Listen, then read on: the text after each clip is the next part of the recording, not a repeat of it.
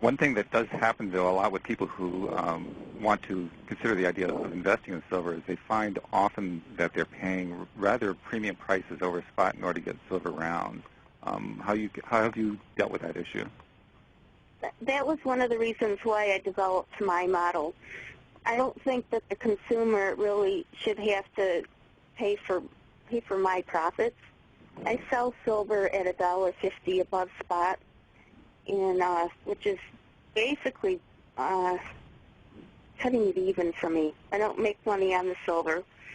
I want to get the silver out there. I want people to be able to trade with it, and I make the money on the merchants and their memberships and the advertising. I want to get the silver tradable and get it out there. And silver's silver. We don't have to pay a premium for how many times it's struck in the mint. Ours is just plain bullion, and it's nothing fancy, and we just charge $1.50 over spot for it. So you've really created a very competitive way for people to invest in silver without going out to the silver futures or anything like that. It's a very simple and very low-cost way, it sounds like. Yes, exactly. And we ship throughout the United States up to 100 rounds for, I think it's $6.80. So we try to keep everything so that people can afford it. Are there pictures of the rounds on your site? Oh, yes. Uh-huh. Yeah, I designed both of them. People can go there and see it. Yes, they can see the rounds. We also have pouches for sale that you can put the rounds in, and some holders if you want to keep them in pristine shape. Mm-hmm. Yes, I've So, seen the rounds, and people can get to your site by going to delvalleysilver, right, .com? That's correct. That's correct, yes. And anybody can purchase the silver. They just have to sign in as a consumer member, and consumer memberships are free. Mm-hmm. Now, do you have any... So you have a nice site. I'm sorry? You have a nice site. I hope people go look at it, too. Oh, thank you very much. And our web developer is a member of our barter network, too, so they accept silver rounds. It's pretty exciting. Speaking of which, how well is it being traded? I mean, I imagine so far most of the people who are involved in making the purchases of the silver are doing it primarily for investment purposes. But you also stated part of the idea was to get a barter system going. I'm wondering how many people are actually, as far as you know, trading the silver rounds for services and goods. We have a gas station that signed up recently with us, and they accept silver at $1 over the market price. And within the last 2 months, I think he's coming up on 30 ounces of silver, and that's just one local gas station. So people want to spend it. They get more value out of it. It's real money, and you know it's going to be able to be traded 50 years down the road just as easily as it's traded now. It's not going to change. It's nice to know that 30 pieces of silver are actually being used for a good purpose now. And I love that. That's great. It's funny. They're pretty coins, too. They're pretty rounds. I'm looking at them on your site.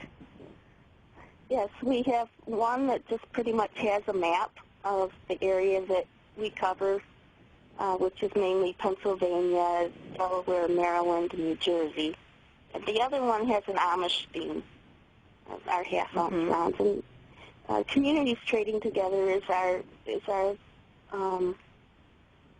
pitch, because that's exactly what we want to do. We want to keep the small businesses involved in trading. We want people to go keep the money in their small business, in their town. And having silver being traded is one way to do that, because the small businessman is the one who's getting hurt in this more than anything else. Mm-hmm. Well, what is this? Have you gotten some lessons from this? I mean, anytime we undertake something, we learn from it. Has this been good for you that way, too? I've never done anything like this before. I worked in IT. I worked in collections throughout my life. I have I have a degree in finance, a master's degree, and I'm real close to an Austrian economics degree.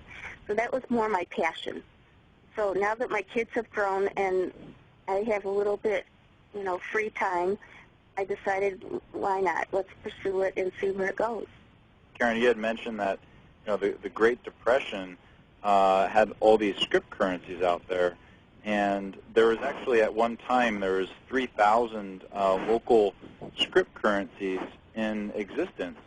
And I just wanted to ask a question. With silver, like even if things don't work out, I mean, people have got a silver coin, and even the silver coins from previous American history are still out there. So I was wondering, the question was, how by using these silver tokens locally, how do you think this will increase the sustainability of the local economy? And are you seeing that in your area besides this gas station?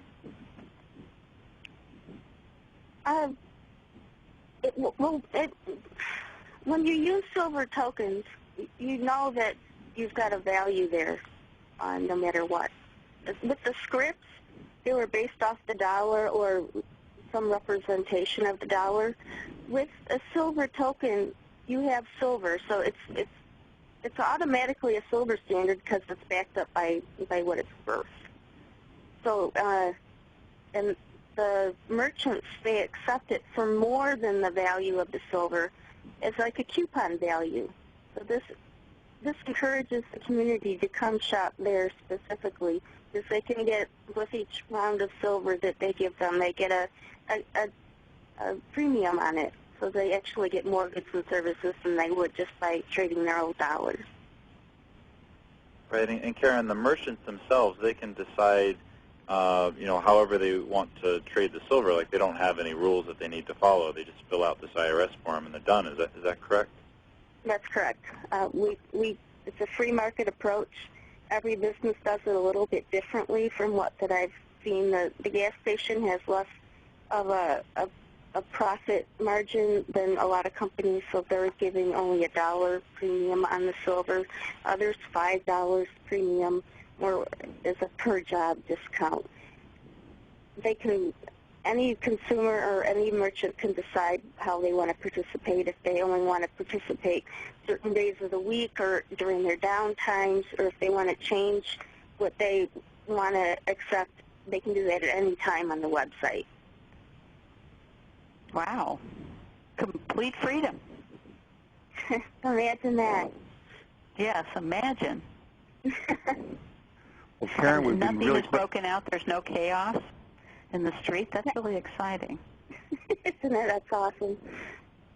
Karen, we've been really glad to have you join us on the program today, and you've got some interesting stuff going on there in Pennsylvania. It sounds like you have a new currency that's starting to roll out and is starting to gain some acceptance. So it's going to be very interesting to see how it plays and how much acceptance it gains in the months and weeks and months to come. Could you give us again the website address so that people who are interested can go look it up? Sure. It's DellValleySilver.com. It's DEL, then ValleySilver.com.